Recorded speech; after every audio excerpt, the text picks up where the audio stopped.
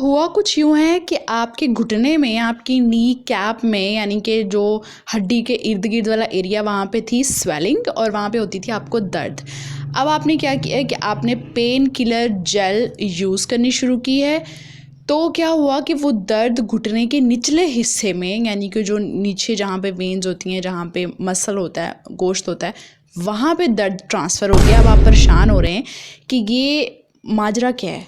दर्द पहले ऊपर हो रहा था घुटने के ऊपर वाली साइड पे, अब टांग के नीचे वाली साइड पे चला गया है। तो ये कोई दवाई गलत हो रही है, या मेरा दर्द ख़राब हो रहा है, या दर्द सही हो रहा है, या मेरी घुटने की सेहत मज़ीद गिरती जा रही है।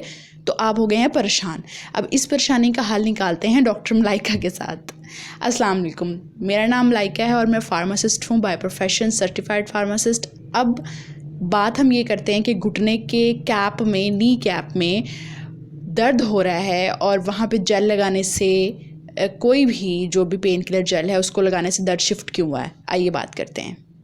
आइए सबसे पहले तो मैं आपको ये सिखाऊं कि किसी भी मेडिसिन को, कोई जेल है, कोई ऑइंटमेंट है, कोई टैबलेट है, कैप्सूल है, इंजेक्शन है, उसके अंदर कौन सा ड्रग है, उसके अंदर कौन सा एक्टिव है। आम जुबान में कहें कि उसके अंदर कौन सी दवाई है, वो पढ़ना हो तो कैसे पढ़ते हैं, पहले ये सीख लेते हैं। ये एक जेल है मेरे पास, इसका नेम है वोल्ट्राल इमल्जल 1%। ये इसका ब्रांड नेम है, ये ड्रग नेम नहीं है। ड्रग नेम ये नीचे लिखा हुआ है, नज़र आ रहा है? ये नीचे डिक्लोफेनिक डाइथाइलअमाइन, ये जो नीचे है ना, diethylamine diclofenac, this is the drug जो कि इसके अंदर 1% पाई गई है इस पूरी ट्यूब में।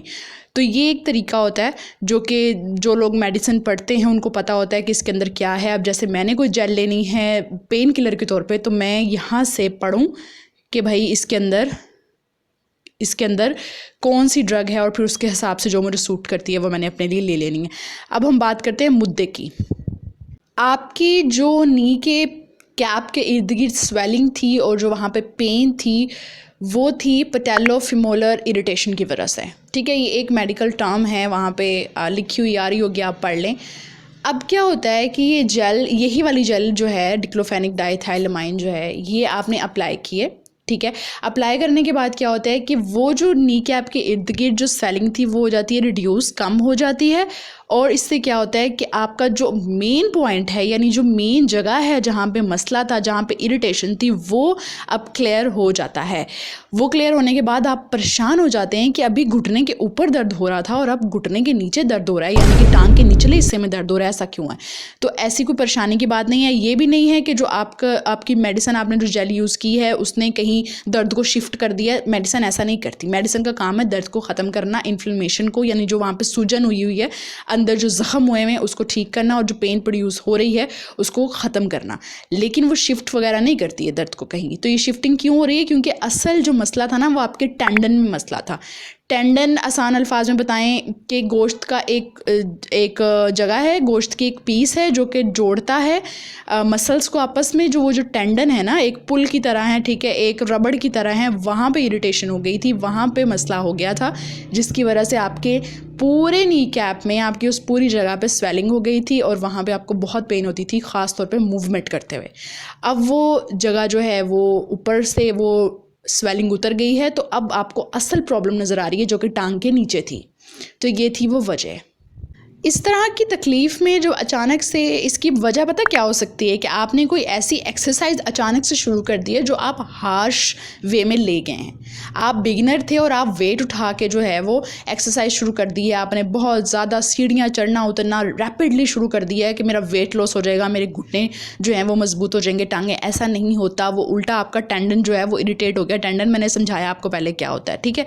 वो इरिटेट हो गया जिसकी वजह से आपको फिर दर्द शुरू हो जाता है, आपको स्वेलिंग वहाँ पर हो जाती है। इन्फ्लेमेशन जिसे हम कहते हैं वो अंदरूनी साइड पे होती है और आपको समझ भी नहीं आ रही होती कि क्या हो रहा है, ठीक है। इसकी वजह ये हो सकती है। अब इसका इलाज जो मैंने पहले जेल भी दिखाई है, इसमें अगर आपको डिक्लोफेनिक सोडियम की जेल मिलती है, मैंने आपको एक्टिव ड्रग का नाम पढ़ना सिखाया, आपने खुद पढ़ना है और देन आपने खुद अपने डॉक्टर से जाके बात करनी है कि इस वाली से मुझे आराम नहीं आ रहा है, इसका कोई ऑल्टरनेटिव है तो बात करें, ठीक है।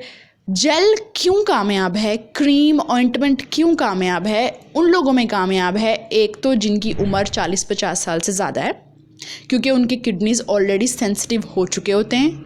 दूसरा, जो कि बच्चे हैं जिनके किडनीज़ पहले से भी डेवलप हो रहे हैं, उनके किडनीज़ अभी डेवलप हो भी चुके हैं, तो उनकी किडनीज़ अभी सेंसिटिव हैं। 12 साल के, 10 साल के, 9 साल के किडोज़ जो हैं उनके बारे में बात करें तो।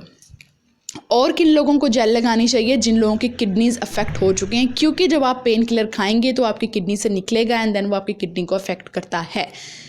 ठीक है, 1-2 दिन खाने से नहीं होता। मैं हर वीडियो में मैंने ये बताया कि 1-2 दिन खाने से कोई भी मेडिसिन आपको कोई भी साइड इफ़ेक्ट नहीं होता, लेकिन आप जब कंटिन्यूस पैटर्न में खाते रहते हैं तो साइड इफ़ेक्ट्स होते हैं।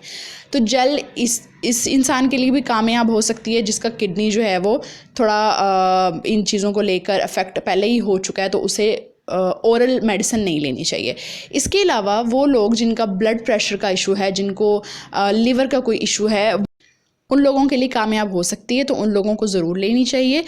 तो इस वीडियो को बनाने का मकसद ये है कि अगर कोई इंसान घुटने के दर्द से परेशान था, कमर के दर्द से परेशान था और उसने जेल अप्लाई करना शुरू किया है और उसको डॉक्टर ने रिकमेंड भी किया था या किसी फार्मासिस्ट ने रिकमेंड किया था, बहुत अच्छी चीज़ थी, उनकी मेडिकल हिस्ट्री देखकर ही उन्होंने रिकमेंड किया होगा, लेकिन आपने परेशान नहीं होना कि मेरा दर्द जो है वो इधर उधर शिफ्ट क्यों हो रहा है। दर्द आपका वहीं पे आपको ज़ाहिर होगा जहाँ से वो ओरिजिनेट हुआ था, जहाँ से वो निकला था, लेकिन आपको पहले समझ नहीं आ रही थी क्योंकि स्वेलिंग आपके घुटने के ऊपर हो रही थी। ठीक है, तो अपने दर्द की पहचान करनी सीखें। अगर दर्द कहीं पे शिफ्ट होता है, कोई पेन किलर लगाने के बाद जेल ऑइंटमेंट कुछ भी, तो उसका मतलब ये नहीं होता कि वो दवाई ख़राब है, ये भी नहीं होता कि आपका दर्द इधर उधर भाग रहा है, कभी इधर हो जाता है कभी उधर हो जाता है, ऐसा नहीं होता। दर्द हमेशा फिर वहीं पर आपको ज़्यादा फील होने लगता है जहाँ पर बेसिकली वो था, पहले वो नज़र नहीं आ रहा था आपको, पहले वो वहाँ पे फील नहीं हो रहा था। तो मेरे साथ कनेक्टेड रहिए। हम इस तरह की छोटी छोटी जो कमज़ोरियाँ हैं, जो छोटी छोटी डेली लाइफ की मिस्टेक्स हैं या छोटे छोटे हमारे मसले हैं, हम उनको पकड़ते रहेंगे, उनको हल करते रहेंगे इस चैनल पे, और हम कोशिश करेंगे कि हम अपनी लाइफ को हेल्दी तरीके से जी सकें। बहुत शुक्रिया।